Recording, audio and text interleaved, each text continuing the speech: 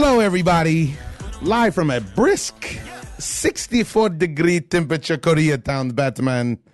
It is the Ozone. Long time no see, ladies and gentlemen. I'm your host, Omar Miller. I'm here with my brother, Terry Miller, also known as the Icons, also known as Trollin' Terry. How you feeling, Trollin' Terry? Trollin' Terry feeling great. How are you feeling? That's the question. Oh, man, I'm sleepy, but I'm all right. I'm back in action, folks. Had to take a little time off. We give a lot. We had to get some back. Here with Ernesto. How you feeling, Ernie? You good? Ernie feeling strong out there? It's the all-black crew right now. Everybody's sporting a dark shade. And it's time to get busy, folks. We got a lot to cover. There's been a lot happening in the world of sports and in the world, period. But we're mostly only going to cover the world of sports. You know what? Crazy NFL action going on. I have a theory about the glitch in the Matrix. The NBA is off and running. Major League Baseball hot stove is heating up. It's almost time for winter meetings. But you know what? We're in full swing for college football, and I want to talk about it right now. What do you think about college football? Did you see that game this weekend, UCLA, USC? UCLA snuck them out a dub when USC was like... Oh, they got them. Yeah, I live over there, and so the Rose Bowl was packed. I'm sloppy on my college football game. Hey, listen, I understand. But CFB. That's okay. We have somebody for D1 CFB. Rah! Long time no see, next victim. How's the desert treating you? It is treating me well. Welcome back, y'all. Good to be back. Thank you. Yeah. We heard you were sipping Red Stripes in Jamaica, man. Jamaica, man. Sipping and smoking the natural. The green. The ganja green, yeah. All righty, boy. And so, we were out on hiatus ourselves, but now we're back at it, back in black. And I saw an upset when a lot of traffic near the Pasadena Rose Bowl the other day. And there was a lot of people that were very happy that UCLA snuck out that dub against SC. Ruined SC season, I guess, but SC season wasn't going anywhere anyways. What do you think about this weekend? And what do you got? Talk to me about college football. I know you had your eyes on it.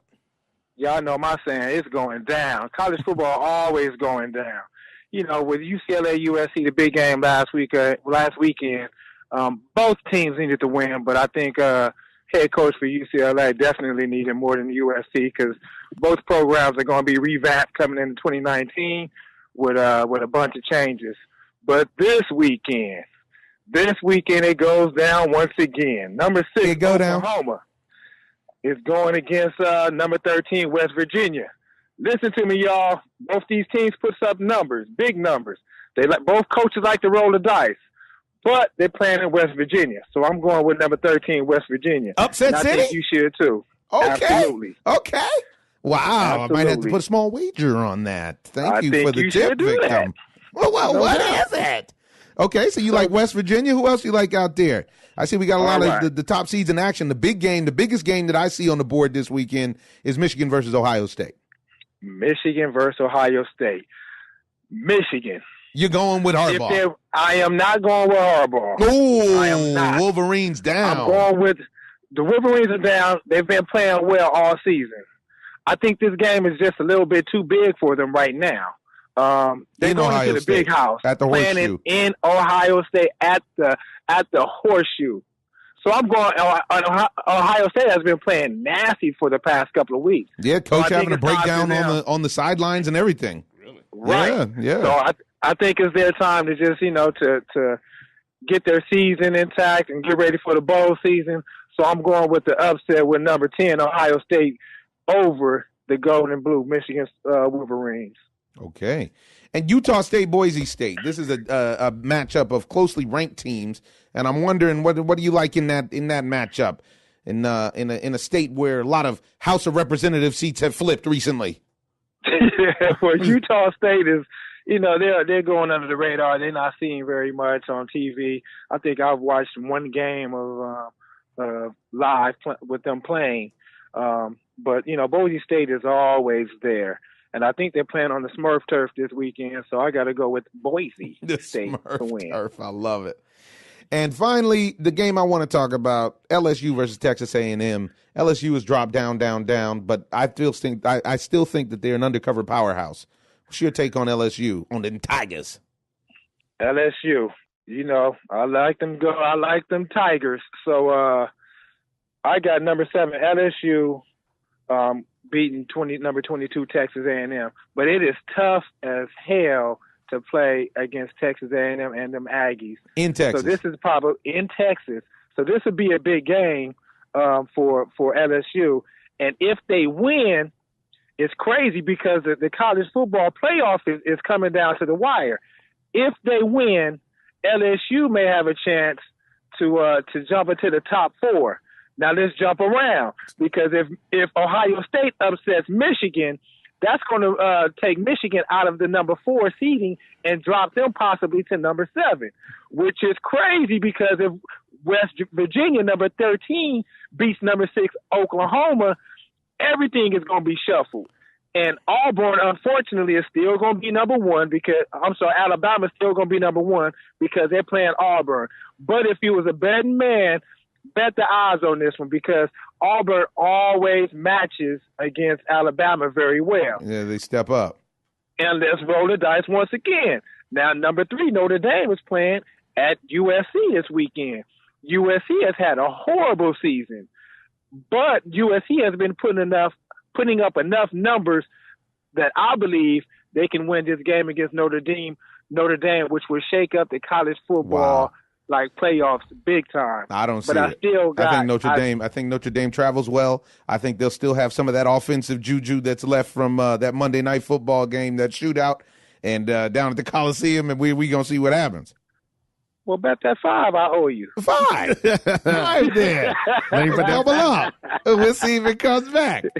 I'll bet that 5. I think that the sleeper that could be an upset is potentially Washington and Washington State, to be honest. No way. Not going to happen? Playing in Washington State. No way. Shut me down. Yeah. He's a specialist. Washington is good, but Washington State, man, they put up numbers, and they got a running back that does enough. They run that spread offense. This is like the state of Washington biggest game ever that they have going on. But I'm rolling with the Washington State Cougars. All right. Well, that's some desert fever Cougars for you out there. How did you feel about this weekend? How did you feel about that Monday Night Football game? That's all I want to know. I'm kind of back and forth with it. It was exciting. It was good to watch, but none of them teams are going to win in the playoffs. Really? You think that lack of defense is just too much? Yeah, with all the depth that the Rams got and all the big names that they have on defense, they should not be giving up 50 that many points to They give up anyone. 30+ every week. Yeah, but everybody does. So that's the problem with the NFL right now. They've made it a passing or a bigger arena league game now. So you can't play defense anymore. So nobody has any defense. Everybody scores. The over is in on every game. I mean, but it's not going to be like that in the points. playoffs. Even when Peyton Manning was playing and, he was running up the numbers, when they got to the playoffs, them numbers, shrunk. So it looks good. It's good for TV, but, Chiefs and Andy Reid ain't going to do nothing. No, Andy Reid ain't going to make no noise. And I feel like I would like Andy Reid as a person, but as a coach, he's going to find a way to lose. Ooh. Yeah. I'm telling you the real. Just like I know. Icons. Icons always find a way to lose. Yeah, whatever. What does that say about you? You know that Madden was crucial. I still saved the records. I got the records still. Play action, Jackson. All right, cover 2 victim. That cover 2 got burned on Monday night. It did. I know you're not talking. You can barely get a win. Nah, you must have lost your mind. Like Terry said, he keeps the record. I keep the record. Mr. I like this before high-speed internet, Mr. I pull the plug. Right. The king of pulling the plug. You can't even pull the plug no more because it's Wi-Fi. Right. Well, you was nasty because you always had the plasma. You want to blame it on the plasma TV. No, that's not. That plasma was a nightmare when it first started. Yeah, that plasma wasn't right. Did not work out right. You couldn't kick. You could. All right, Victor. I'll let you bust up in the desert. You said you want to be a Riddler. Happy Thanksgiving to you, brother. Thank you for the picks, and we'll check back in with you and see how it all turned out. Appreciate y'all. Happy Thanksgiving. Have a good one. Late. Out. Oh, ladies and gentlemen, you gotta love family and friends of the Ozone. Arr, matey. Straight off of the plane from Jamaica to talk about the college football boy. Yeah. Is he a rude boy? I didn't know. He was a rude boy when he was talking about that Madden. He was. He was out of line. That's why I had to shut him down. He's out of line. Don't talk crazy to me. He was out of line. Ladies and gentlemen, the moment we've all been waiting for. The champ is here. The living legend. Mr. Chuck Liddell. What's happening? How you doing, guys? We're doing great, man. I know you're on tour. Oh yeah, I'm having fun. We just actually did an interview with Tito. I mean, I still watching that guy speak. I mean, how is this guy even ever comment on me not being able to complete a sentence? I mean, seriously, this guy. I'm sitting next to him. I mean, I asked him to send me the video because they were telling me how funny I looked. I was going like that. You look like that yesterday at the press conference. You look confused. What did you just say? I mean, he can't. I mean, he doesn't have a very good grasp of the English language. I don't think he has a good grasp on life right now. Yeah, he's in the darkness. I feel like he's in the wilderness right now. Well, my thing too, like at the press conference, he said that whole thing about, Dave Thomas did this and Antonio McKee did that. Like they're spying on him. Yeah. He said the same thing for Stephen Bonner. He said Dave Terrell, and then I forget who his wrestling coach, Paul Herrera. He said the same thing. He planted him in his camp. They didn't have a falling out. He just went over there because he was spying for Tito. Dude, can you at least come on? If you're trying to get in my head, come up with some original material. Yeah, come up with something original. It's like, first off, you got to remember, I'm not a head case. Right. Yeah. So, So that you're not going to get in my head that way. That doesn't matter. I'm not that guy. And I also think the other side of it is when you've already beat a guy a couple of times, I think that he's trying to get in his own head. Right. He's trying to get out of his head. You know what I mean? More so than you, to be honest. Yeah. He's trying to make himself believe. 100%. From the beginning, I'm like, it made no sense to me. He's selling it as Chuck's over the hill. He's gotten a lot slower and a lot older, so I can beat him now. That's what he's counting on. That doesn't count. That doesn't work like that. I mean, but how does that make you? How does that give you any vindication for your losses in your prime? Right. When I beat you in your prime. Now, but it's like I just didn't understand how you're trying to sell it like that. I mean, if I'd lost to you and I was going to beat you finally, and I felt you lost a step, I'd still say you're the baddest man on the planet. No doubt. Right. And then I'll go. And then when I beat you, I can say I beat him when he was at the best. I beat him when he was at his best. Yeah. But he just. But let me ask you this: after the fight, but he needs to convince himself. That's why he's doing it. He needs to believe that he can beat me. Yeah, but let me ask you though: after the fight, once the smoke clears and everything, do you guys shake hands and the cool, or is it? Because he doesn't feel like I'm gonna be real. Yeah. It feels like it's actually. I don't sour. I don't like him. We won't be friends. I will show him respect afterwards. Right. He got in the ring and closed the door behind. Behind him and fought me. You have to respect that. I respect that. I give him respect as a fighter that way. Other than that, I don't like him, and it's not. We're not going to all of a sudden become friends later. It's not going to happen. Right. Well, I've watched fights before and just boxing matches and everything, and then a lot of guys who had animosity before, then after the fight they shake hands and it's the love zone. Yeah, but maybe not the trilogy. Yeah, but this is actually guys who seem like they don't like each other. Right. And Tito has that specific way of talking slick, is what I've noticed. That kind of stuff that people do. Yeah, there's an arrogance to it that you wouldn't usually have if you've lost twice. Right. Like you said, he's trying to convince himself that he's got and he's I've gotten better. I mean, if I watched his fights, I mean, I don't. You haven't seen any improvement. I would have said it went the other way, but that's just me. But whatever. Do you see anything different that he could do to come out victorious? I mean. For him to come out victorious, he's going to have to take me down, and he's going to have to keep me down. Right. Which is two things that he's not good at doing. Right. So he's going to have a real tough time taking me down. Right. And if he does take me down, he's going to have a real tough time keeping me there. He says he's going to strike with me. I'll believe it when I see it. Right. I mean, usually anytime he's struck with me, it's because he couldn't take me down. That's the last resort.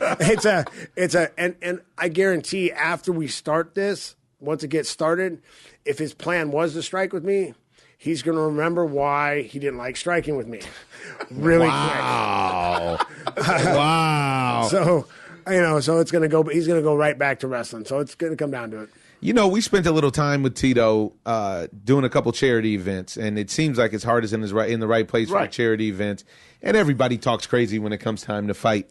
But there's something specific about Tito that I try not to get political on the show, but the Latinos that support Trump, I can't understand, especially he's from here. I'm from here. I hear the stuff that the guy is saying. As a person of color, he has a special way of getting under your skin. And there's a lot of people who I told that you were coming on the show that were like, man, I hope Chuck knocks Tito out. Real time. I have not gotten people any other kind of response. Everybody says the same thing. I hope Chuck knocks Tito out, and they want to knock him out early. They want to knock him out cold. They want you to knock him out. Man, he's so fake too. I mean, that's the part that kind of goes hand in hand with that. It's almost there's a show, but I've hung out with Tito before, and I don't know if I just didn't see it before because it's always at some sort of like a charity poker event or something to that effect. Yeah, he plays that well, and he does it. Yeah. And if you're somebody he might need in the future, he's a very user type person. Like if he needs you, he'll be cool. He's cool to nice to people that. Yep. But he's not, and he tries to play that. He's tried to change a little bit, try to be a little more good with fans. But I get fans coming up to me all the time telling me what an ass he is. Wow. That's terrible. It's like, I've been at events where he was actually paid to be there. Right. And I was in Bakersfield walking through this bar, and or I think it was Fresno maybe. But we were walking into the bar, and he was paid to be there for after a fight.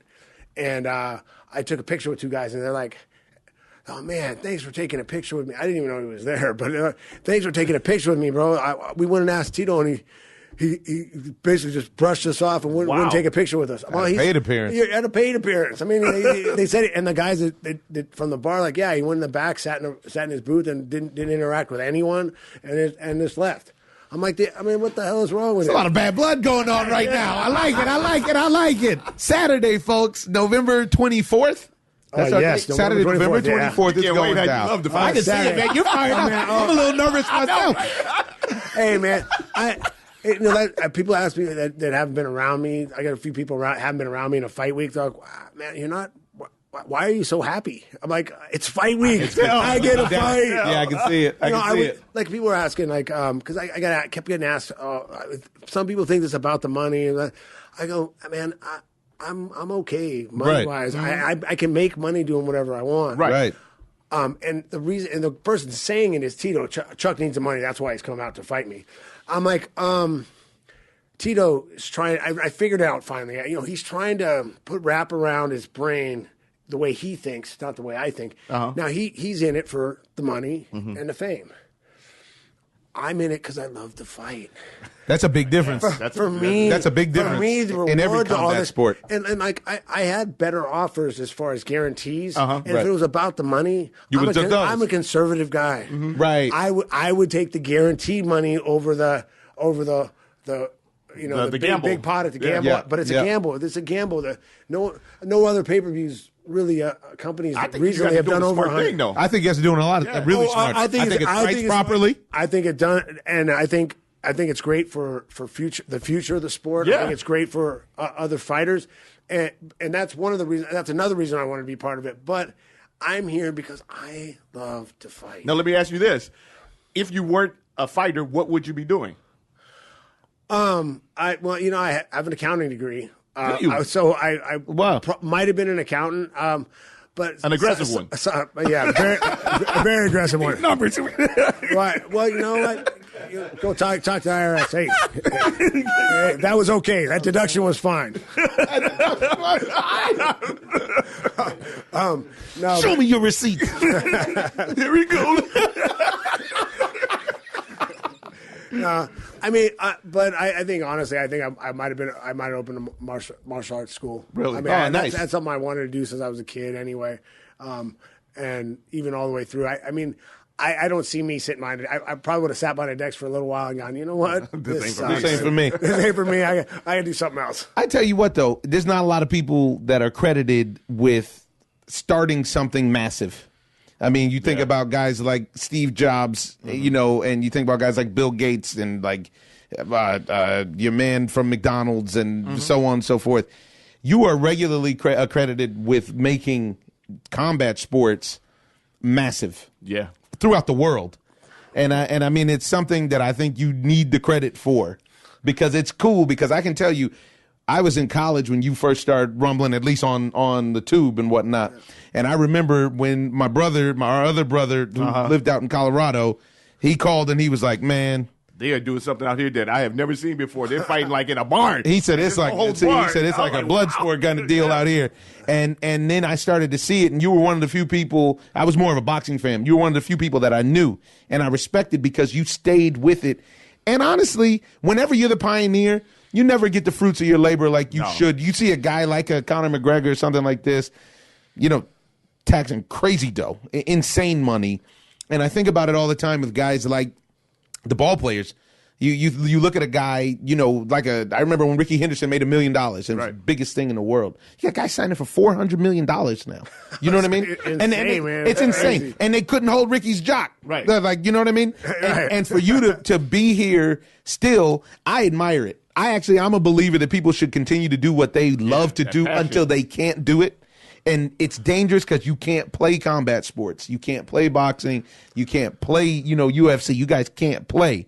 So I just wanted to show love, man, because I think it's really admirable. Well, thank you, man. I'm happy to be back. Yeah. I'm so excited to be going out and walking out in the ring one more time and fighting, and hopefully a few more times after that. So yeah, really? Yeah. As long as my body holds up, I'm gonna keep coming. Right. How do you stay in shape?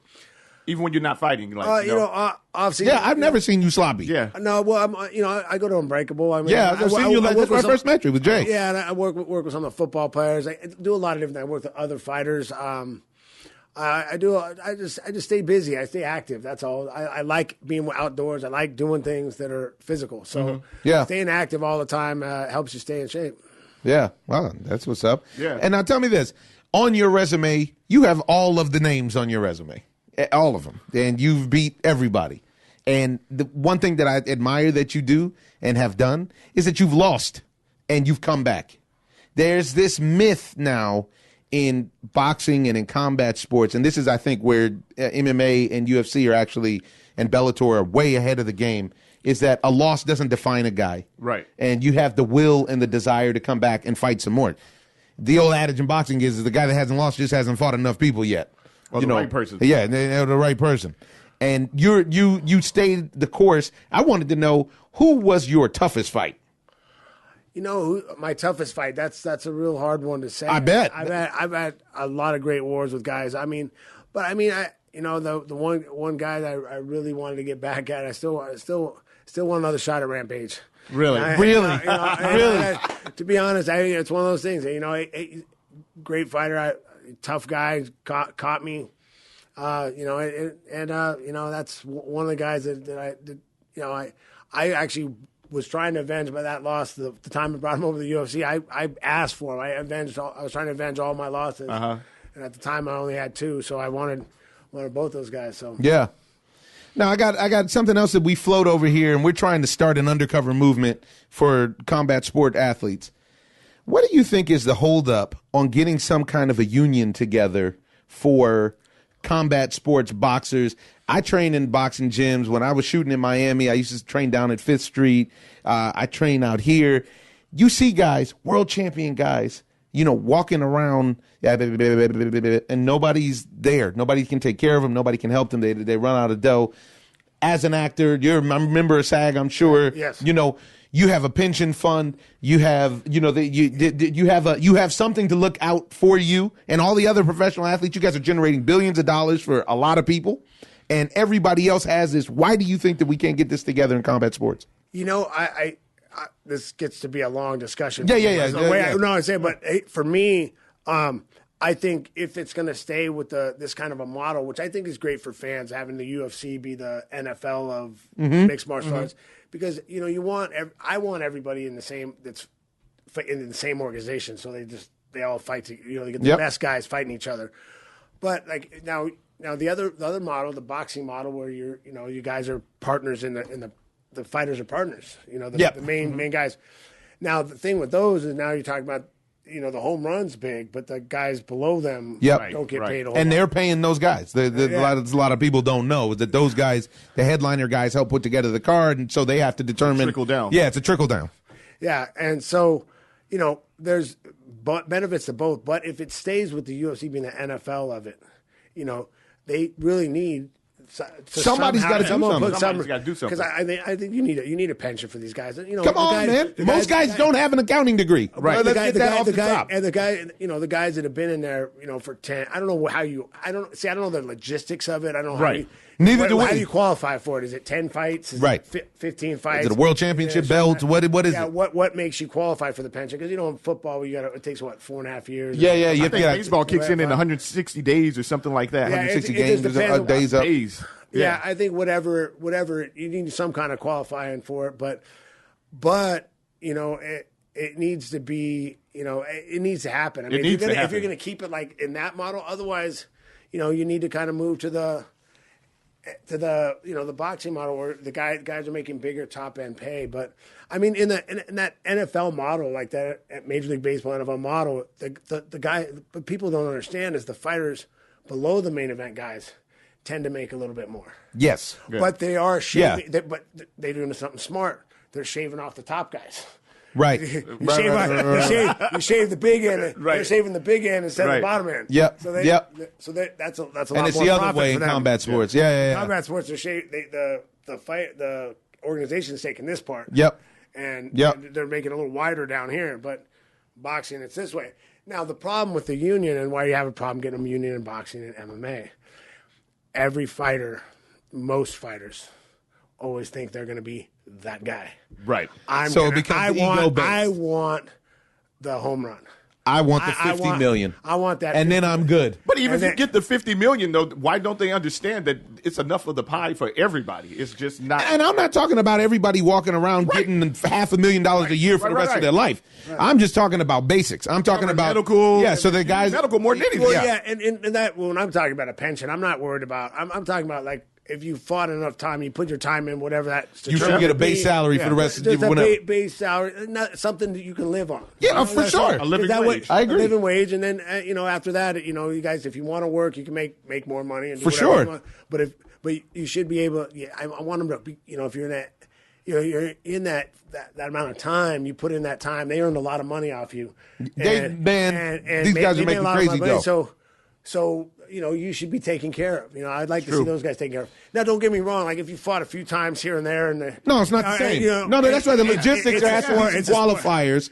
Because right now it's like college basketball or college football. They got a bunch of guys who they aren't paying, right? Who are making the NCAA is making billions of dollars off of, and you break your leg, you just broke your leg. Good luck with the rest of that scholarship. But now this is when you're talking about the fighters. I've seen too many guys that I grew up watching, admiring, and go to the gym and they're there working out. Obviously, they're going to work out. Athletes are always going to work out, but they're working out and because they have to, and it's just sad because you guys are heroes, man. You're a role model. You're a hero, and that's one of the things I appreciate. You take that seriously. You know what I mean? You don't. People can be solid about saying they support Chuck Liddell. Right. I like that. Right. You're a guy that they can look up to. Yeah, Thank you, man. We take that seriously because we grew up in a big family with a lot of boys, and our father was very serious about that, of how you conduct yourself, how you carry yourself, especially in the public. Oh yeah, nobody's a Boy Scout, but a lot of these things. I mean, no, I'm not trying to be Mr. Clean. No, it's not about that. It's not about that. You're a real person. Yeah. But there's and like other the stuff with these. Pre-fights of the stuff that's going on nowadays. Forget about it. I mean, are you out of your mind? Like, there's lines you just don't cross. And there's no lines now. Look at like when after DC wanted to beat Stipe, it was what's his name? Brock Lesnar got in the ring. Yep. And he went over and pushed him like that. Yeah. What are you doing? I let you get in the ring. Right. To talk. So yeah. We have an unwritten rule. Unwritten rule. You don't touch me. Right. Okay, I just got done fighting. And I'm totally against fighting in the ring outside of the ring and do that stuff. But if someone did that to my guy, you're ready to go. It's on right there. I mean, I would have started swinging. Right there, and I wouldn't have been happy about it. But there's no way I'm letting my boy get attacked after a fight. And he should have got suspended for that. He should have got fined for that. See, but this is another problem. He should have got suspended. Should have got fined. He should have got charged. But there's no rule governing board. That's it. This is the problem. No governing board. It's a free for all right now. It's like the Wild Wild West, pretty much. But it's too deep, in my opinion. It's too long into the game to still be the Wild Wild West. It's been around now. It's organized now for. It's the promoting thing. Well, the California State Athletic Commission's there. I mean, not California. I mean, Nevada State Athletic Commission was there, and he went in. He's in the ring doing. I mean, it's whatever. Was it? Yeah, was that in Vegas? Was that in Vegas? It was in Vegas. Yeah, at the MGM, right? But what I'm saying is that even though this is the same body who's, they'll give a license to somebody as long as they feel it's in their interest as opposed to to the fighter's interest. That you need a separate entity. Yeah, there needs to be a separate entity that covers this. Yeah. It doesn't have a horse. We can't count on them for that. Yeah, in my opinion, this is the same body. Have all the lines that are being crossed, and there's no kind of guidelines or whatever, the unwritten rules, because nobody's following them.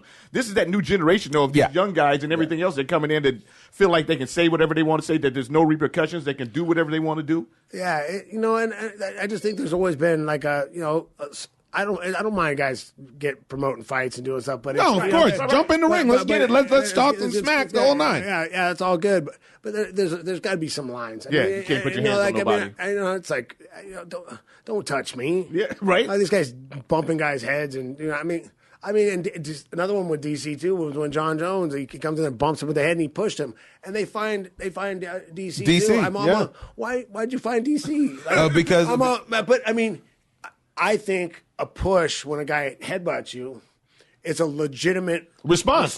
It's an instinctive response. Instinctive, legitimate response, and not your fault. Right. You have to make that response. That has to happen.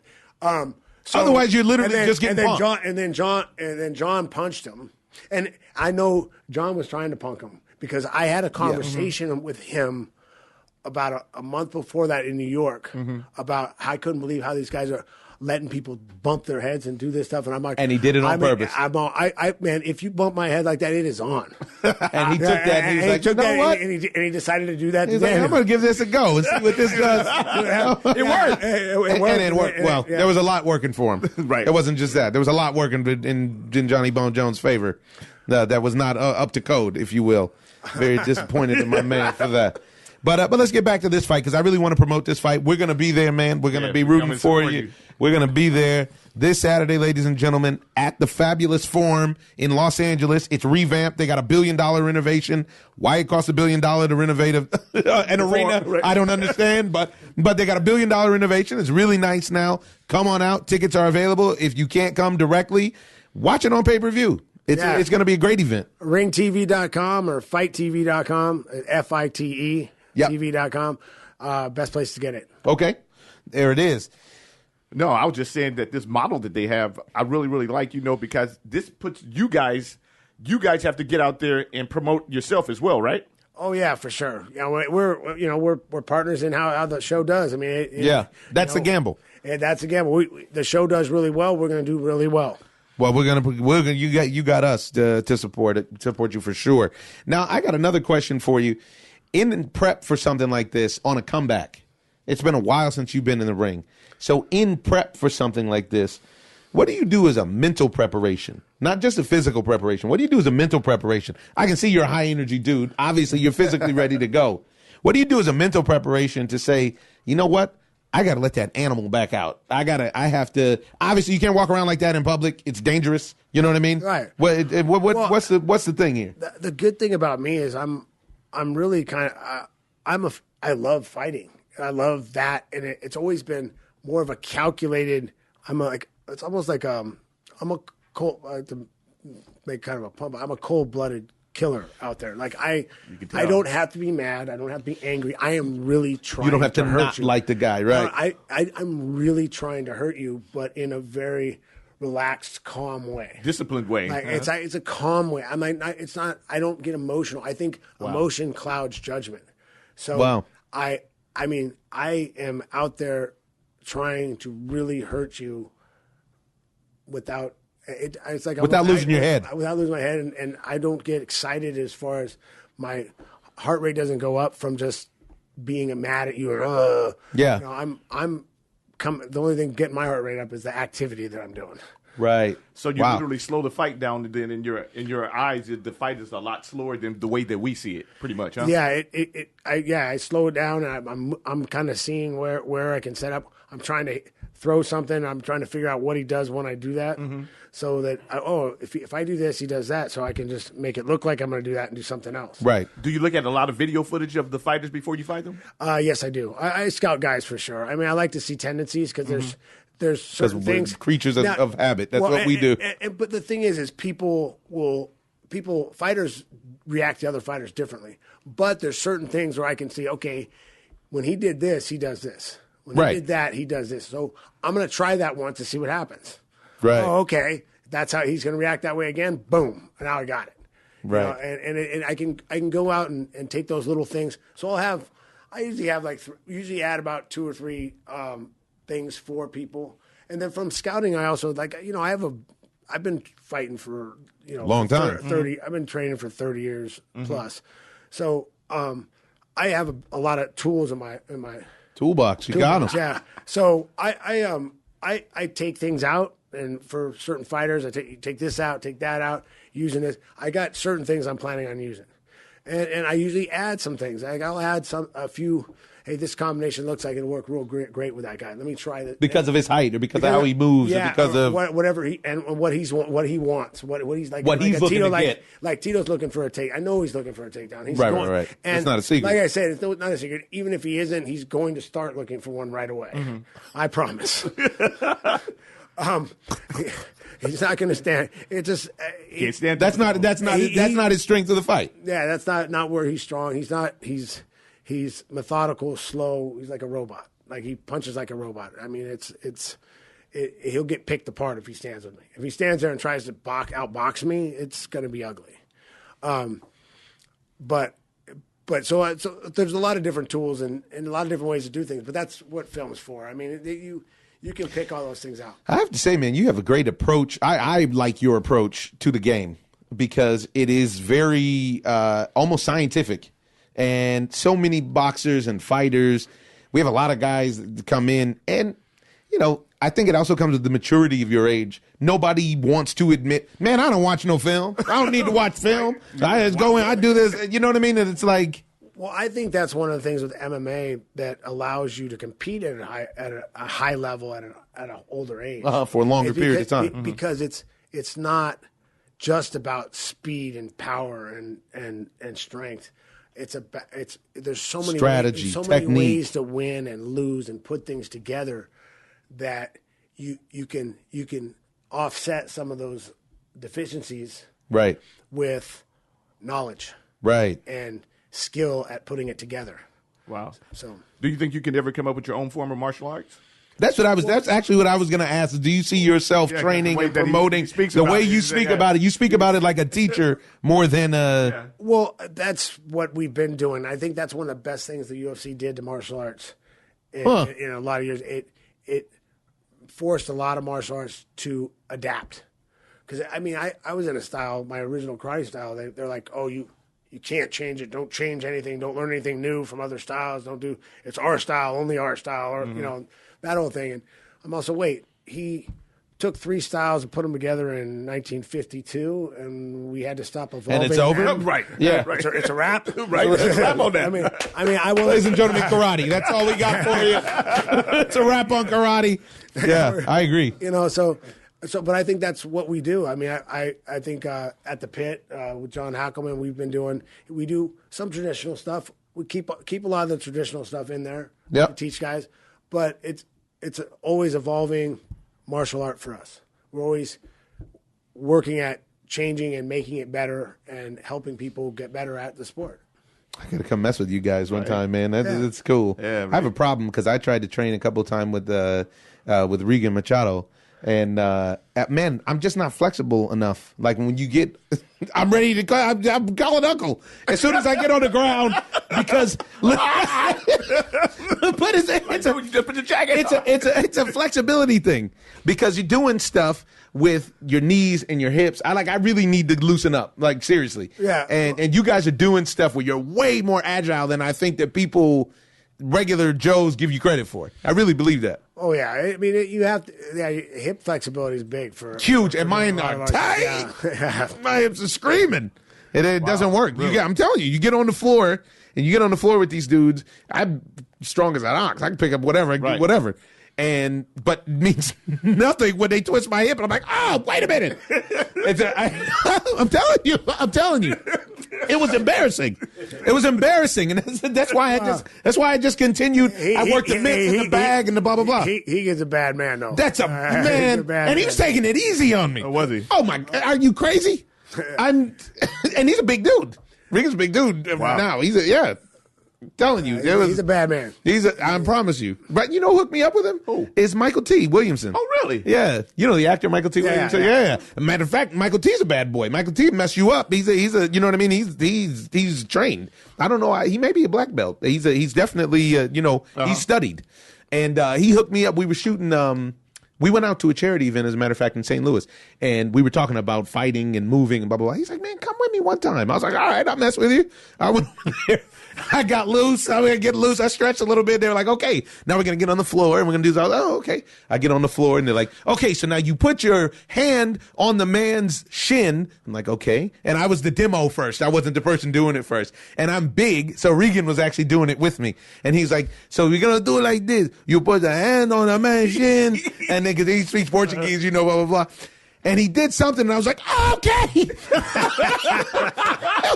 was so fast. It was so fast. It was embarrassing. I'm telling you, it was embarrassing. This is the first time I've ever even told that story. The only people who know that story are like the 6 people who were in the studio. It was all because my hip was so tight. I was just like, I couldn't believe it. I don't know if I was malnourished, like my nutrition was. I needed some magnesium pills or what. Anyways, that's not what people want to talk about. So look, final wrap up. We're coming this weekend.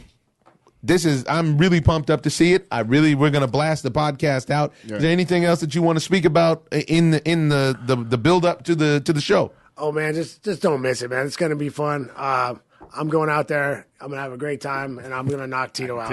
I love it. I'm knocking that fool out. It's gonna be a good one, and we got a after party at Nightingale. So then there's that. That'll be a can't so if you miss one, you can't miss the other. But I tell you, Chuck, we're gonna be praying for you and your health and this dub, and hope you knock Tito out and hope you don't hurt him too bad, because I'm sure he just needs to see the light. Maybe he'll see the light after he gets knocked out. Who knows? And then Tito's going to twist me up next time I see him. Watch. He's going to twist me. Wait a minute, Tito! He won't even remember me, though. See, and that's the part about it. Yeah. See, this is the part about it. This is where so we run together, nonstop. You see, it's everybody sees us together everywhere forever. This is my big brother. Yeah. And so just like how it was at the fight, when we saw you at the fight, right? Yeah. You and your lady were sitting right by Tito and his lady. And I walked in. I was on the other side, so I walked in front, said what's up to you, said what's up to Tito. Tito looked at T like he'd never seen him before. Every single time that I've seen Tito. We hung out the whole weekend. I mean, me and just Tito at one point. Yeah. Out in Indianapolis, right? Out in Indianapolis. By the way, that doesn't surprise me. I was like, wow. At all. And I like to give people, I like to think, all right, he didn't do it on purpose. And you saw him again. I was like, really? Yeah. That's cool though, because you can get him from the back when he tries to twist me up. You can tell he won't even know it's you. Hey man, he over here. He's over here. We got him. Ladies and gentlemen, Chuck Liddell versus Tito Ortiz this Saturday at the Forum. Chuck, thank you so much for taking the time to come through. Appreciate it, man. Appreciate you, man. You're welcome anytime you want to come promote anything. Anytime you want to just call in and talk, whatever. It's all good, man. You are our friend of the ozone. Thanks, brother. Lots been going on in boxing, ladies and gentlemen. We've been off for a while, but the world of combat sports and boxing has not. And we have our very, very special guest analyst, Mr. Elie Seckbach. Reporting. What's up, Elie? Reporting. Thanks for the introduction. Miss you guys. Hope all is well. Man, life is Everything's good, man. Nothing to complain about. We about to go eat up all the turkey. Everything is good. Jive turkey. What's going on with you, man? I see you were out and about. We got a lot to cover. I saw you were out and about at this last fight with DAZN. Brandon Rios got him a dub. I know Brandon's your boy. Right. I was happy for him. Got him a spectacular knockout too, huh? So this is what happened. So we got to Oklahoma. First we watched Alex Salcedo fight Hooker, right? Hooker. What a fight. Everybody was talking about that fight. It was a good fight. It was a great fight, and I felt bad for Salcedo because Salcedo's a good kid, and he's at home, and just his whole life he waited for that moment, and he dropped Hooker in the earlier rounds only to get stopped in the later round. So that was the first night. Then the highlight of that night was actually Errol Spence was there and Terrence Crawford, and they ran into each other afterwards for about 15 minutes, going at each other nonstop. Saw that. It's a good lead-in if they ever fight. It is a good lead-in if they ever fight. I was telling T that if Errol Spence ever gets to the point where he can talk as well as he can box, because he's a great boxer, he's a great fighter, but he's, all of these guys talk crazy. Keith Thurman talks crazy to him. Terrence Crawford talks crazy to him. And you can tell Earl just he's not a talker like that, And honestly, I really want them to the fight. But for right now, the fight that got announced that is popping is Earl Smith and Mikey Garcia. I saw a video of yours on ES News on YouTube with more than 500 million views, ladies and gentlemen. Mr. Ellie's tech back. Reporting, I saw a video that you did that was great, where you asked Robert and everybody in the gym, what is it that Mikey sees that made him want to fight Earl Spence? And I also saw you jam up Tim Bradley about it, and I felt like Tim Bradley's answer was lies, to be honest. Because Tim Bradley was like, oh, yeah, I saw the same thing he did, but I'm not going to reveal it. I didn't really appreciate his analysis on that. What do you think is happening? Why does Mikey want to move up to fight Earl Spence? I can't for the life of me figure it out. If you know Mikey, which you've met him, yep, and you've met him numerous times, and he knows and he likes you. He's one of my favorite fighters in the world. Yeah, he's a good guy, and he's a great guy. A great guy. But what drives him in boxing? Everybody has a different motivation. Some people want the money. Some people want the titles. Mikey needs a challenge. If he's not challenged, he can't have the training. It's not the same. So the biggest challenge will get him the best training camp, will get him the best focus. And this is the biggest challenge. Errol Spence, the biggest 47, the guy that nobody wants to fight. It sounds good. Everybody acts like they want to fight him, but nobody's lining up to fight Errol Spence. No, nobody wants to fight Errol Spence. Mikey's a 135-pounder, fought at 140, won the title. He fought Broner at 140, and he fought Sergey Lipinets, where he won the title.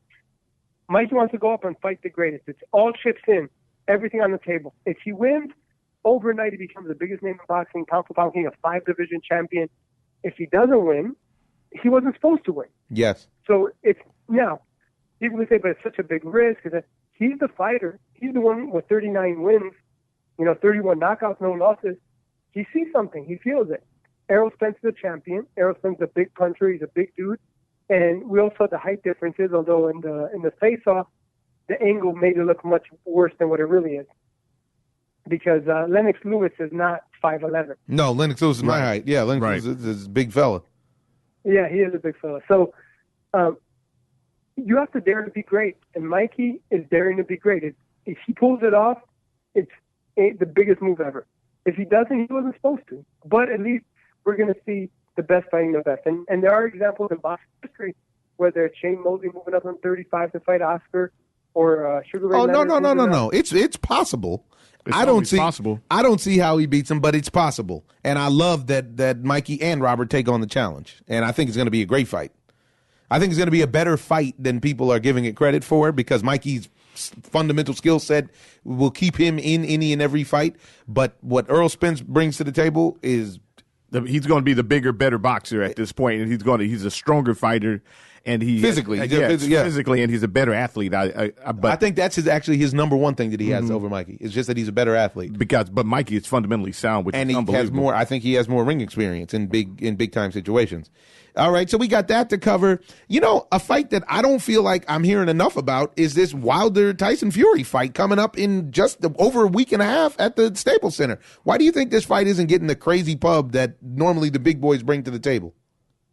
There are a few reasons for that, and I agree with you. The reason is Tyson Fury was off. He lost his titles. He had a suspension for cocaine use. When you take that, and he came back with 2 very shake-up tune-ups. It wasn't that he came back and he knocked guys out of the ring and knocked them through the ropes. The first one was kind of like a weird stoppage, and the second one was kind of like, it was iffy. Boxing fans, as much as they love their fighters, they're very, very flaky. We love you when you win, but if you lose your titles, you don't look incredible, we're going to ignore you. So now, if Fury beats Wilder, which I don't think happens, all his bandwagon will be full again, and he'll be the king of boxing, right? But Wilder, 40-0, 39 knockouts, very exciting. great fighter. I think everybody wants to see Wilder Joshua. Fury's there and it's a fight, but I think Wilder stops him in 5-11. 2 rounds, Fury moves, and then Fury doesn't have that fan base that he had 2-3 years ago. 2-3 years ago, this would be a much bigger fight because people... For sure. Look, I went to see him train, and he threw me out, and I was more disappointed that none of those videos got views. That tells me that he's not relevant like I thought he was. Because if he's still a big deal, those videos would have gone viral. Right. So that kind of gave me the gauge, like, okay, hey, Ronda Rousey threw me out, and every video had 200,000 views. Wow. So that's a good barometer, huh? That is a good barometer. So that kind of like gauge it. Another fact that even though they did the press tour and even though we haven't seen the real bad blood, yeah, they were talking trash a little bit, but still, maybe in a British accent when you talk trash, it still sounds dignified and it sounds very, you've traveled the world, you've covered other sports. It sounds so intelligent and friendly. Like, even if he's using words we don't even know, what does the docs mean? All kinds of phrases we can't relate to. Right. It's not plain English. This is what's going to happen. The fight will be a great fight. I think Wilder gets a 6-6 knockout, and everybody on the planet will be reposting the knockout on their social media. But it's going to be during the fight and after the fight when this really blows up. Right now, it's kind of still in the build-up stage, and it hasn't really picked up like it should. Yeah, they don't have a lot of time, so I'm very interested to see what will happen. Now, I've also seen a lot of videos of you covering this clown show that has become the press tour for Pacquiao Broner. I've told you before, I know that you're cool with Adrian. He's a cool guy, you say. I hate the way he represents black people. I really have a problem with it.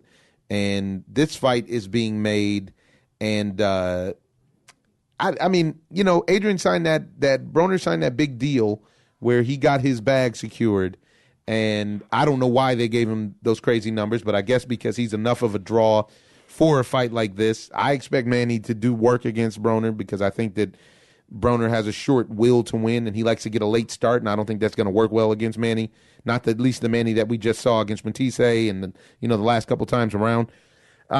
What's the sentiment you feel? You said you were just out watching Manny play hoops. What's the sentiment you feel around Manny Pacquiao and the potential for him to actually continue on after this fight? Do you think it's just all a big play for a Floyd Mayweather rematch? Or do you think he likes to actually just fight and he wants to fight all of these young gunners at 47? Okay, so this morning I spent 4.5 hours with Manny Pacquiao. He ran for 20 minutes. He did about 2,000 crunches. Then he played 5 games of basketball. Whoa. Rewind selector. 2,000 crunches? Yeah. That's only about 1,995 more than I've done today. Baby. No, Manny, I even joked with him. He asked me he said, hey, how do I look? And I said, you look 29, not 39. So Manny's in great shape. His calves still look bigger than Michael Jordan. He's in good physical shape. He hasn't even started camp. He probably lives a clean life. He looks happy. He was leading the pack. He had like 50 people running with him. He's in a good place physically. Okay. Yesterday I was on a basketball court with Adrian Broner. He's happy. He's motivated. He's more focused. I know Adrian pretty good, and he knows what's at stake here. Yeah.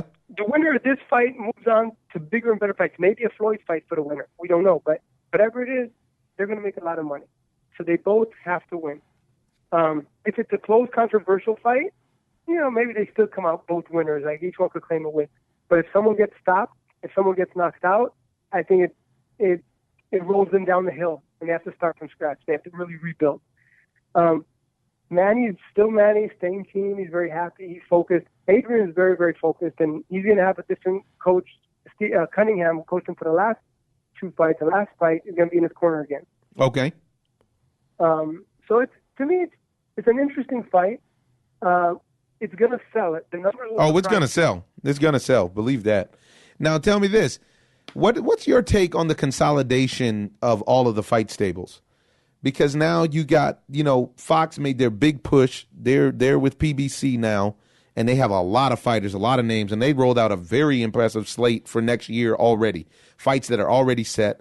You got Eddie Hearn with Matchroom and DAZN doing fights every weekend. I watched this Big Baby fight. I was happy he knocked that dude out in the sense that I don't want to see somebody 300-something pounds go the distance. Yeah. And it was nice to see Claressa Shields fight. It was nice to see Brandon fight. They have a lot of fighters on their ticket. Rosado, don't forget that fight. Oh no! I'm getting to Gabe. Gabe is a friend of the Ozone. Gabe has come through.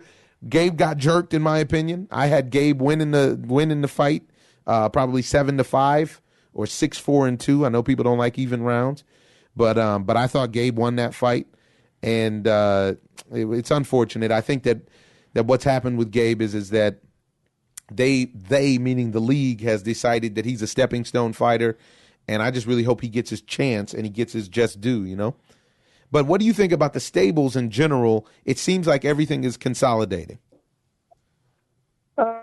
With HBO moving out, Showtime's established, what do you think about that? Well, we're going through a transition period. HBO kind of out of the boxing game. They still have a show December 8th at StubHub, and they have one this weekend actually with Bivol. It's a great fight. This is a fight I want to see. I like Jean Pascal. I think Bivol will win, but I like Jean Pascal. Jean Pascal's never been the same ever since Kovalev had his way with him. But this kid Bivol is really, he's got the potential to be next. No, he is. He's the real deal. And let me tell you, I've seen him. I've watched him training, and he's very, very impressive. So HBO have 2 more shows. Showtime are holding on to what they have. Excuse me. They're doing the Broner fight, and they're going to have some other fights announced. I'm sure they're going to do Gervonta Tank Davis, Abner Mares, which is next generation. Tank's very young. Right. So they're holding their own. Eddie Hearn and DAZN are trying their hardest, and it's always hard. Beginnings are always tough. But they have a good potential. And with the Canelo fight, that may be a game changer for them, December 15th. Yes, he's fighting Rocky Fielding, and yes, Canelo will destroy him. But that will elevate all of DAZN's platform because fans will come in, even if you get a month free. Right. So people will come in, and if they like it, they'll come back. Then don't forget, ESPN Plus is growing in rapid numbers. Bob Arum told me, and I haven't checked it anywhere else, but he told me they have 2.5 million subscribers already. That is huge. That's huge, again, but I need to see those numbers. That sounds inflated because I don't even think I know anybody with ESPN Plus. But that maybe there's 2.5 other million people. But those big numbers. But this is why I ask you is because that's what's happening. They're all consolidating at this point. Yeah, they are, and I haven't figured out the business yet. I mean, if they get enough subscribers, maybe they make enough money every month. But still, what they're paying out for one fighter, let's say Terence Crawford makes $4 million a fight. How did they pay him and pay the whole card and still make money? So, the subscription model works. I mean, this is the new, this is the new world, and the subscription model works, just plain and simple. Now, I have a question. Have you spent much time with Alexander Usyk?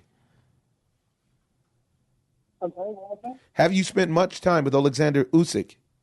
Oh, lots of time. Yeah, the guy's a rock star. Listen, I was in Ukraine not too long ago. He walks down the street. He legit needs 6 bodyguards. Like, the people swarm because he does voiceovers in cartoons. He's on TV. Really? He's on billboards.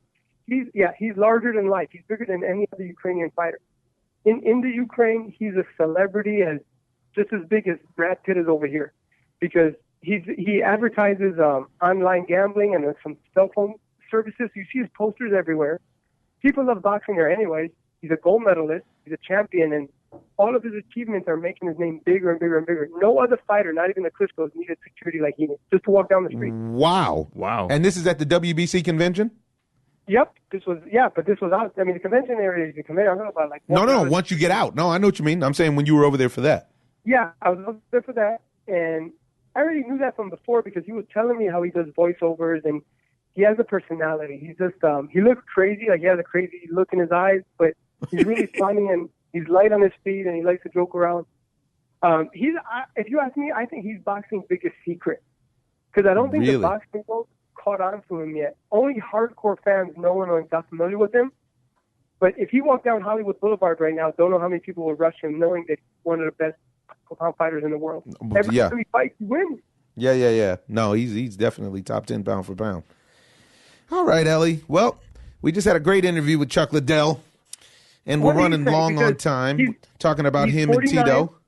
He's 49 years old. Tito's, I think, 46? 43. 43. Yeah, Tito's 42, 43. He says, I'm going to knock him off for the third time. Tito said, I'm going to knock him out. It's an interesting fight. Actually, to me, it's very interesting. They're doing Golden Boy boxing, which is Oscar wanted to do years ago, but unfortunately the card fell apart where one of the fighters failed the drug test. They were going to do something with Affliction. It was Fedor against Josh Barnett, and Josh Barnett failed the drug test, and the card fell apart. Wow. So, we just had a lively discussion with him, and universally, I've seen people have been telling me when I told him Chuck was coming on the show that they hope that Chuck knocks Tito out. Tito seems like he has a lot of people. He's cultivated his own fan base, and he's also cultivated a lot of people who will pay to watch him lose. I hope it's a good show, you know? I'll tell you something about Tito. He told me, I don't know if anybody knows this, he told me that he has the record for the most blocked people on Instagram and Twitter. He's blocked over 10,000 people. Jeez. I told him, I asked him, this is the Kemba Mutombo of Twitter. No. Yeah, you guys get it. Nobody else got it when I said that. They were like, what are you talking about, Ellie? I'm like, never mind. He just blocked. You remember the commercial where someone wanted to put cereal in his cart and he gets the cereal and then he went in and he just... Oh, my goodness. What he's doing, he's blocked. Personally, this is what I think. I think when the UFC, and this is my opinion, when the UFC was bought out for $4 billion, they should have given each of the veteran guys that made the UFC what it is today like $1 million bonus. I was just talking. This is what we were just talking about. How he, helped start the game, and how these guys really need a union or something, because when you're at the forefront, and you're the pioneer, or something like that, you never get your just desserts like the new guys do. Yeah, and I talked to guys in the NBA, and they told me this. The NBA got the union because it was a halftime show of the All-Star game, and they said we're not coming out until you approve it. And the league didn't have a choice, and they approved it right away. These guys have to just stick together and not be greedy, and it's for the good of everybody. But unfortunately, people look out for themselves, and no one wants to sacrifice. I completely agree. They don't understand. Like, UFC's not losing; they're making millions and millions, and the fighters billions. Anyway, yeah, they're not losing. Are you guys coming out on the 24th to see Chuck Liddell at the Forum? That's it. We'll be there. Yeah, we'll see you there. We will be there. I mean, that was. I got invited to Africa today, to Nigeria, to cover some boxing. Nice. You guys know you travel a lot. Is it safe to go to Nigeria? Yes. Okay. Yeah, depending on where you go. I mean, is it safe? Listen, we're talking about Lagos is supposed to be the place. Yeah, but we're also talking about, is it safe to go to Chicago? I mean, an ER nurse just got shot in the hospital. Is it safe to go in Malibu where the fires will burn up your house? The world's not a safe place. But at the same time, from the friends that I have and people I know, man, people talk about Lagos, Nigeria like it is, man, this is the place to be. I haven't been yet. All right, I'm going to go let you know. Something called Victoria Island. So right on. No, hey, I don't want off the lake. I want to go. Hey, I don't want to go and stick a match, No, man. I think you just have to get a gang of shots, because malaria is common, and the way that we look at it is not the way that it is for them. It's just like getting a common cold. Right. And so, man, let me know. I'll fly out. I'll meet you there. Ellie Seckbach, appreciate you coming in on the Ozone. You are, as usual, reporting. Late. Thanks, guys. We'll talk soon. Later. All right, folks, we're running long on the Ozone, so we're going to clip it. We got a little football to talk about. We got a lot of baseball to talk about, but we have to get you back soon because, man, action-packed episode. It's been a long time. Yeah, man. We're going to leave you with a quote, an anonymous quote, but I like this one. It is the older you get, the more quiet you become. Life humbles you so deeply as you age, you realize how much nonsense you've wasted time on. Don't waste your time, folks. You only get one of these. One life, it's yours, one go-around. Go get and believe and do everything you want to. I'm your host, Omar Miller, and this is The Ozone. Ozone. I'm just living the dream. I'm in love with the lights.